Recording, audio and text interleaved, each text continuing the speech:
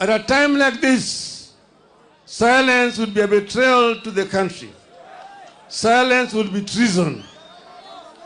We cannot be a nation of people who, having eyes, refuse to see, and having ears, refuse to hear. We have suffered a cruel betrayal of our trust and confidence in the ability of our representatives to protect us. We must punish the traitors, and we must force a repeal of the Finance Act. But what happened this past week and yesterday is not just about the Finance Act. This is about the re-emergence of a dictatorship under leaders who cut their teeth and honed their political skills in an infamous school of dictatorship. We all know where Mr. William Ruto is coming from. We all know where Walichukuwa is coming from. In the run-up to the vote on the bill, more than 90% of Kenyans rejected it. Even after MPs voted in favor of the bill, polls continue to show that the majority of Kenyans did not like it. However, true to his character as a dictator, Ruto proceeded as if Kenyans had not spoken and imposed punitive taxes on us without our consent. That is contempt for the people. In a democracy, few individuals can use government as their tool against the people. The idea that only the wishes of Ruto and Walichukuwa matter in this country today must attract a very heavy price. Ruto is testing the limits of his illegitimate power. Ruto is testing whether we still have the will, energy, and resolve to fight remnants of dictatorship. After stealing our election last year, Ruto now thinks he can steal anything and get away with it. We have to stop Ruto, and we have to stop it. We have to do it now. We must tell Ruto in no uncertain terms that he has stolen enough for the owners to notice, and he has no more room for stealing the wishes of the people. This gathering must provide an unmistakable response to Ruto and those who think like him, that we are willing and ready to do whatever it takes to roll back dictatorship. This gathering must make it clear to Ruto and all those who are nostalgic about the dictatorship of the past that they will pay a heavy price for their unfortunate experiments. You have some bad news for Mr. Ruto. The betrayal in the city has seeped into every village in Kenya. It has united Kenyans better than any government ever would. While the betrayal has shattered our faith in government and parliament, it has strengthened our faith in ourselves and our power. Consequently, Ruto and all those who think like him are going to learn the painful way never to mess with the people's food, fuel, and freedom.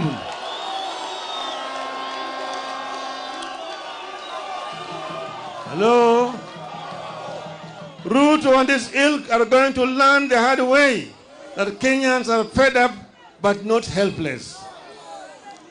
In this time of desperation in the country, Ruto is selling illusions of hope to our people with the phantom proposals that are meant to line the pockets of his cronies.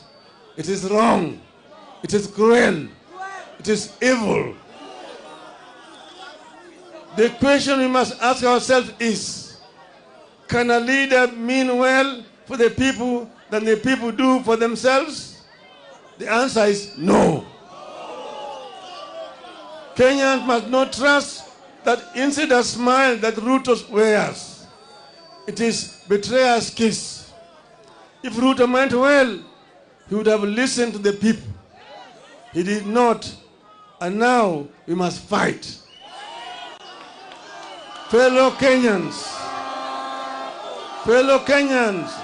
comrades, a regime that has so blatantly ignored and betrayed us does not deserve our delegated power. We are taking back our sovereign power. We are going to the trenches ourselves to fight for ourselves. This regime does not deserve our obedience. We have no obligation to work for the success of a regime that has no interest in our success. We are the people. Sitasimama maovu ya kitawala, sitasimama maovu ya kitawala. Hello? There's no other option left. We must fight. We are going to fight everywhere and anywhere until the Finance Act is repealed. We will adopt a series of acts of civil disobedience to force this regime to recognize that we, the people, are supreme. Through civil disobedience, we will deny Ruto the taxes he thinks he can extort from us by force. Dear Kenyans, you have been abandoned by our leaders. We must now look out for each other and be our brothers and sisters keepers.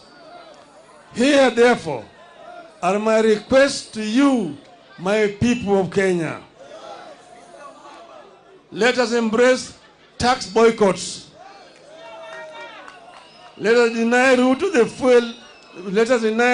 fuel tax by limiting consumption of petrol and diesel. One way to do this is to carpool. Let us arrange to make regular journeys in a single vehicle whenever possible. Give each other a ride. Cut down on non-essential travel. Walk instead of driving whenever possible.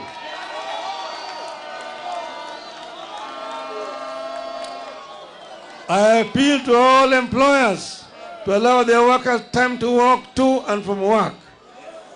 I appeal to matatu owners to support tax boycotts.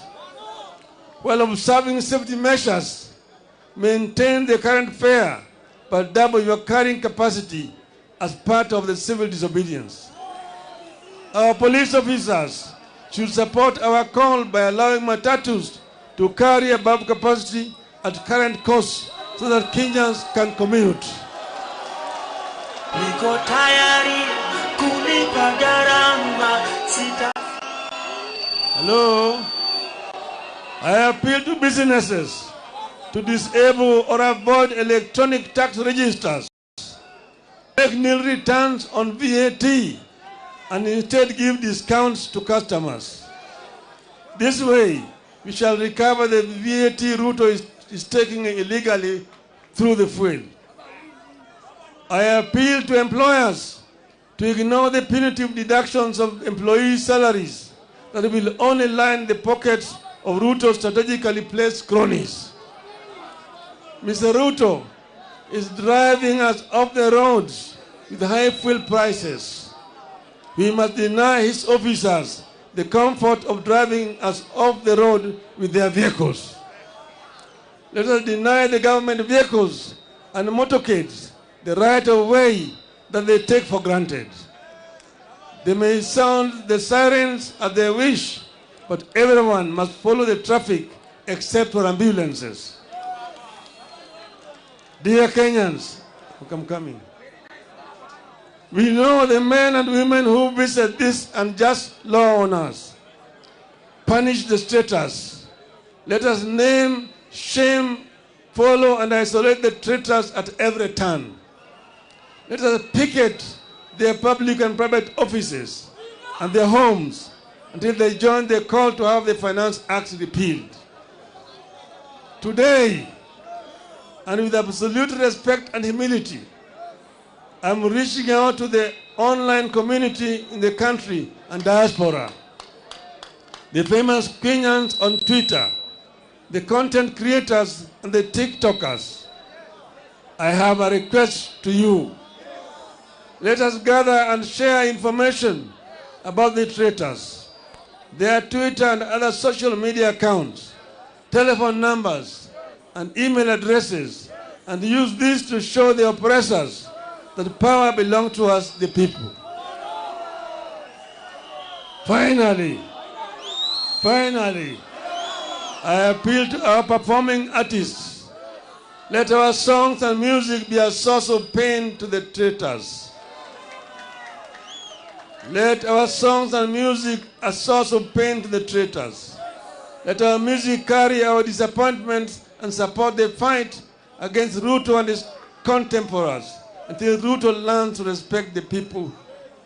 Dear Kenyans, in a democratic country that is founded upon sovereignty of the people, whenever the arms of government, whether the executive, the legislature, or the judiciary, fall into the hands of men and women who use their delegated sovereign power to oppress the people and benefit themselves, then it becomes a right and a duty of the people, in pursuit of the common good, to assert their sovereignty, to disobey those men and women and their laws. We are asserting our sovereignty. Civil disobedience begins with personal actions. We begin today, and we will continue progressively, discreetly and publicly, culminating in the official start of massive countrywide demonstrations.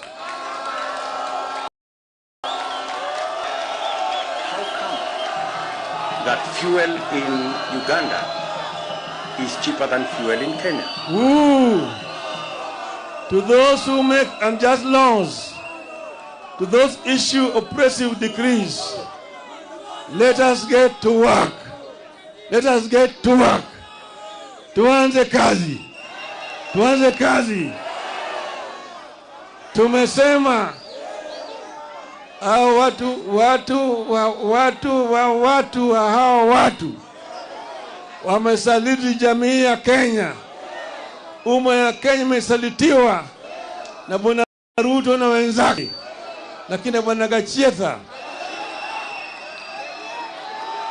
Tumesema tulikuwa hapa Kamkunji grounds, tukaambia nyinyi tumeanza safari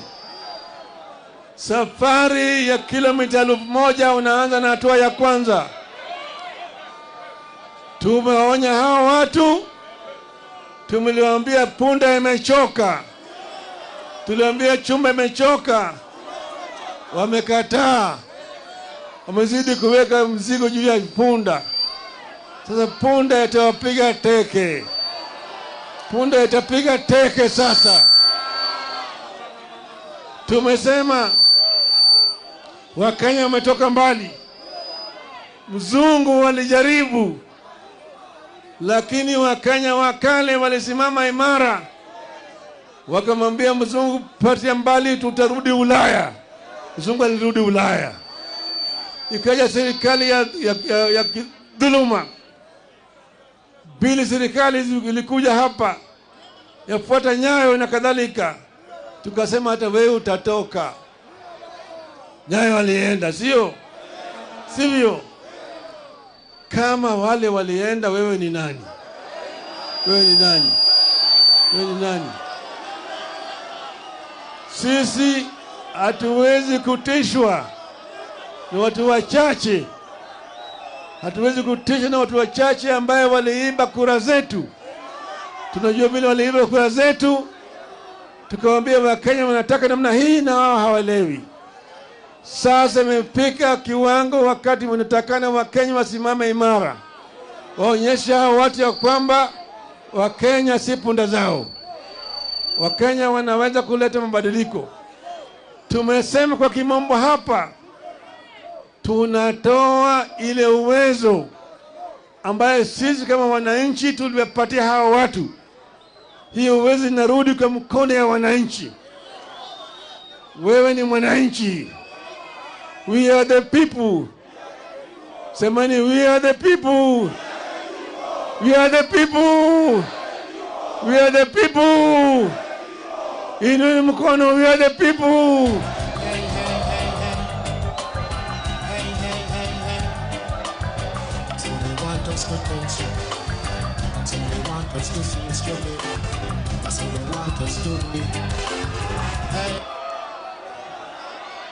Hapa Kamkunji mwaka wa 1990 mimi na marehemu Kenneth Matiba na Charles Rubia tulisema tunataka mfumo ya siasa yenye vyama vingi, tutoe chama kimoja.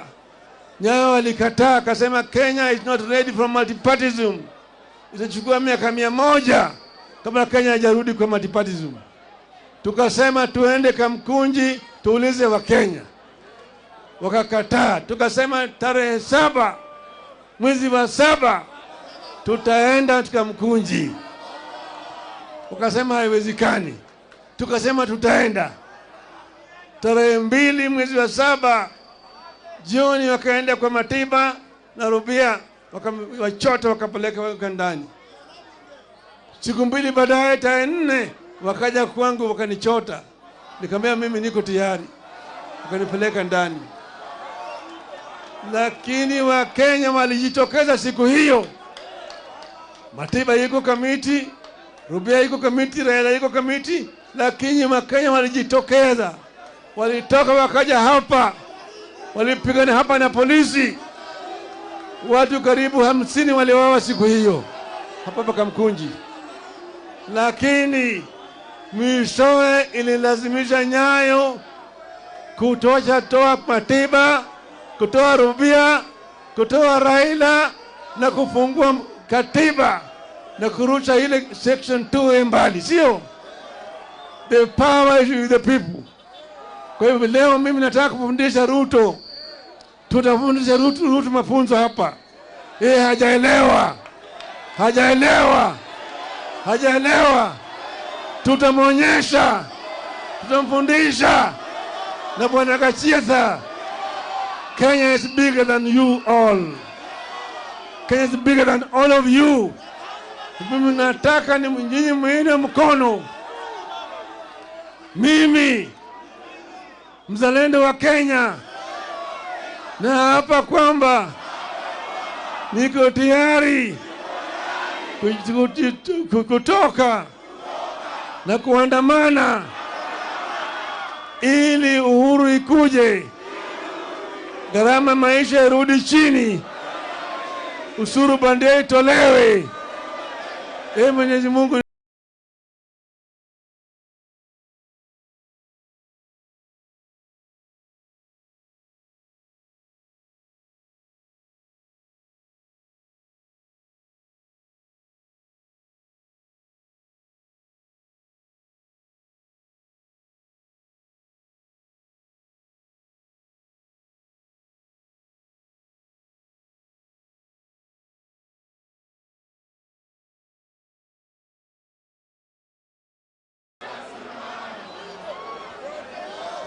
Hello.